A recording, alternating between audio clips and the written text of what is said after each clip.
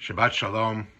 I hope that this pre-Shabbos video finds everyone healthy and safe and staying inside on this snowy day here in New City, New York. I want to share with you an interesting passage that's taken from the Mishnah. The tractate of Peah deals with rules governing how we are to take care of the poor.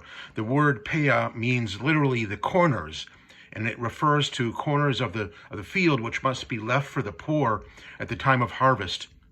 Similarly, as the reapers make their way through the rows of produce, the leftover sheaves are to remain on the ground uncollected and left over for the gleaners who will follow in order to feed themselves.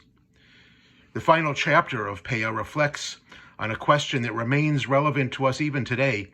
Who among the various needy groups qualifies to glean from the fields?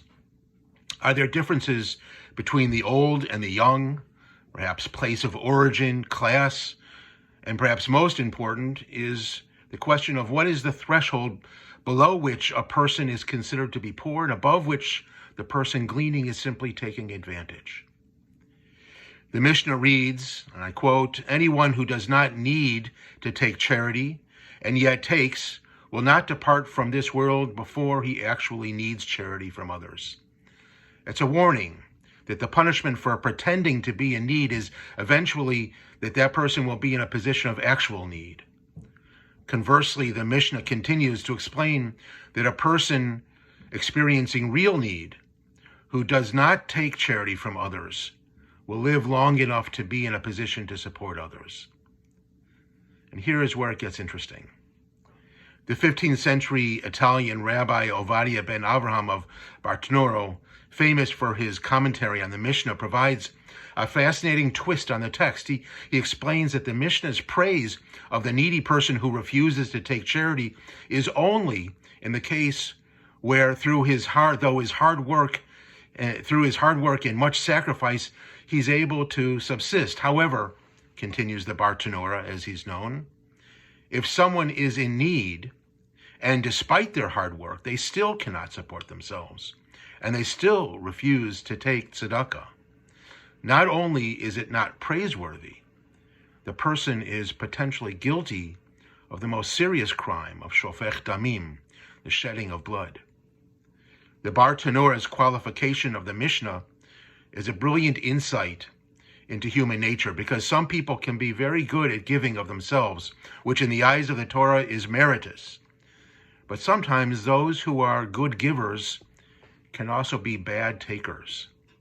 Often those who cannot accede to necessary support lack a solid sense of self-worth. They put themselves in danger as well as those who might depend on them. Knowing when to take from someone else, when to accept charity or assistance, is just as important as being a good Baal Tzedakah, someone who gives tzedakah. Why am I sharing the Bartonora's commentary with you this Shabbos? It's because the Parsha that we read, the Parsha of Trumah this week, opens with God's instructions to the people to make donations that will be used in the construction of the traveling sanctuary that will be known as the Mishkan. But the verse is strangely worded. Translated, it states that God tells Moses to tell the people to bring their contributions. But the Hebrew says, Vaychuli Trumah, literally, that tell them that they will take for me a contribution. A conundrum for the rabbis throughout the centuries. Perhaps hundreds of commentaries have been offered to explain this strange wording. But perhaps what the Torah is telling us is to make sure that our capacity to give, and to give generously, is matched by our ability to be good takers as well. Shabbat Shalom.